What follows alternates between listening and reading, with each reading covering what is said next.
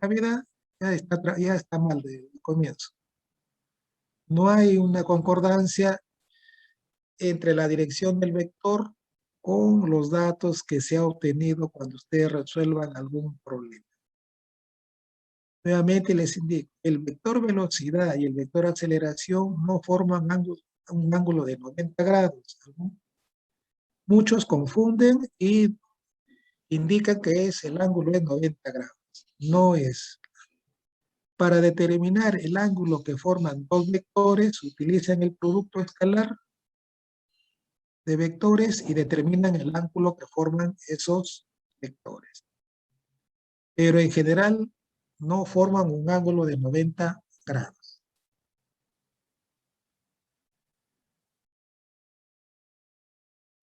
Bien, ya hemos definido un vector de posición en forma general. Es un vector que está en función del tiempo. El cambio de este vector de posición me define el vector velocidad. El cambio del vector velocidad me define el vector aceleración. Todo con respecto del tiempo.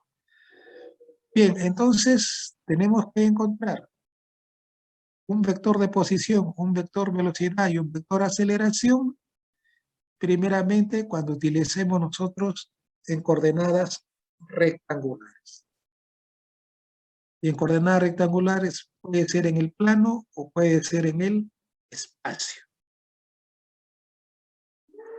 Dependiendo del tipo de movimiento que yo analice,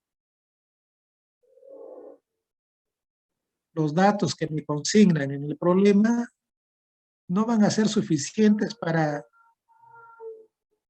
determinar la velocidad y la aceleración en coordenadas rectangulares. Entonces, pero sí me van a dar unos datos que se puede determinar la aceleración, específicamente la aceleración en coordenadas normal y tangencial. Ya estamos movimiento curvilíneo en el plano. También, dependiendo de los datos que se formulen en el problema, no son suficientes para encontrarlo en coordenadas rectangulares ni en coordenada normal y tangencial, entonces voy a utilizar un sistema de referencia en coordenadas polares. También en el plano. Entonces, en el plano vamos a tener tres tipos de análisis. Coordenadas rectangulares en el plano XY, coordenada normal y tangencial en el plano y las coordenadas polares. De ahí pasamos a la cinemática curvilínea en el espacio. En el espacio puedo encontrar también utilizar las coordenadas rectangulares X, Y, Z. Pero generalmente los problemas más se adecuan a utilizar coordenadas cilíndricas. Es que como los movimientos cortos, si la partícula se mueve y la geometría me genera un cilindro, entonces tengo que utilizar coordenadas cilíndricas en el espacio. Todo va a depender de la geometría que describa la trayectoria del punto. Si tiene una trayectoria cilíndrica, entonces utilizaremos coordenadas cilíndricas. Si tengo yo, la trayectoria me genera un paraboloide en el espacio, también tendré que utilizar coordenadas cilíndricas. Todo va a depender de la trayectoria que tenga el punto.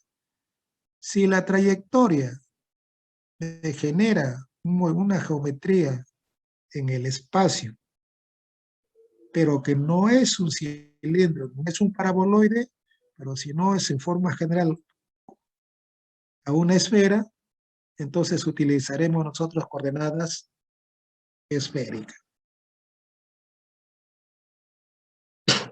Entonces, esos son los 6 tipos de sistemas de referencia que se utiliza para analizar un movimiento curvilíneo, ya sea en el plano o ya sea en el espacio.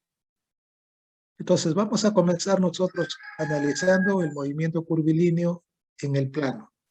y después analizaremos el movimiento curvilíneo en el espacio.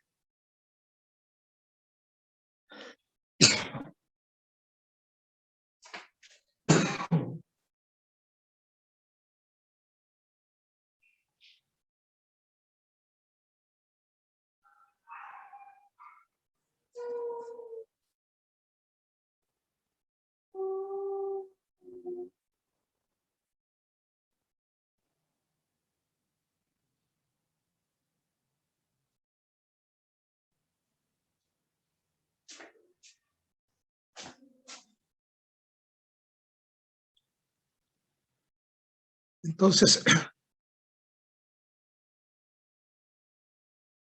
comenzamos entonces con el sistema de referencia en coordenadas rectangulares. Ahí ustedes visualizan el sistema de coordenadas rectangulares X, Y, Z. También asociamos los vectores unitarios I, J, K. Tenemos la trayectoria curvilínea en forma general en el espacio. Tenemos nuestro vector de posición. Y S es la curva, la longitud de la curva, la trayectoria S. En algunos problemas se utilizará SS como dato y en otros problemas vamos a utilizar las coordenadas. Entonces ustedes saben de que un punto en el espacio está asociado a las coordenadas. Coordenada X, coordenada Y y coordenada Z. Bien, estas son las características para un movimiento curvilíneo cuando tengamos un sistema de referencia rectangular. Entonces el vector de posición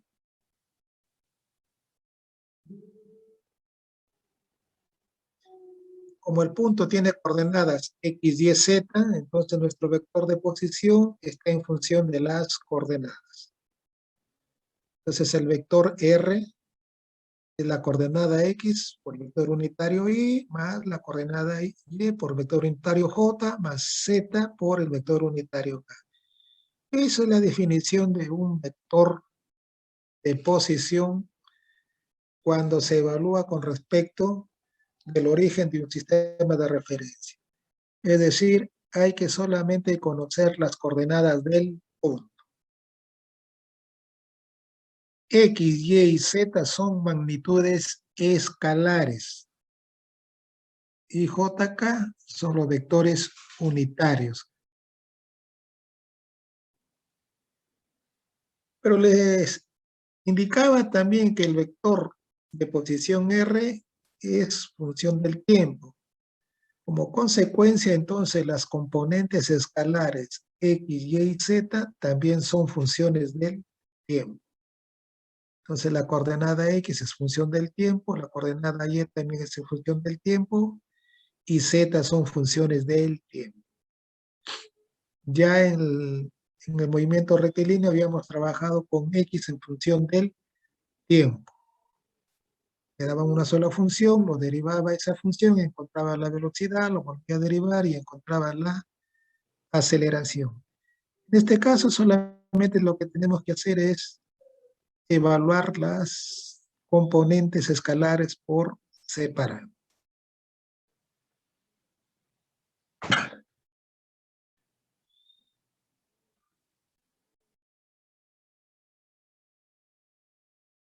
Entonces, en cualquier sistema de referencia hay que indicar las coordenadas que se va a utilizar.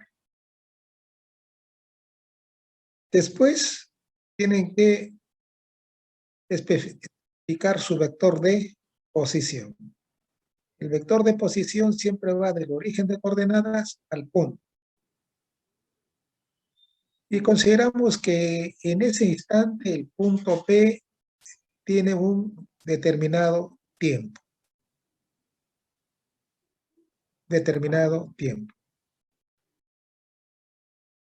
Esas son las características, coordenadas y tiempo. Y con eso definimos un vector de posición. Si les pidieran a ustedes encontrar la distancia de O hasta P, lo que le están indicando que encuentren el módulo. Y el módulo simplemente viene a ser la raíz cuadrada de x al cuadrado más y al cuadrado más z al cuadrado. Estamos trabajando en un sistema trirrectangular. Si le piden a ustedes que determinen la dirección del vector R con el eje X, con el eje Y y con el eje Z,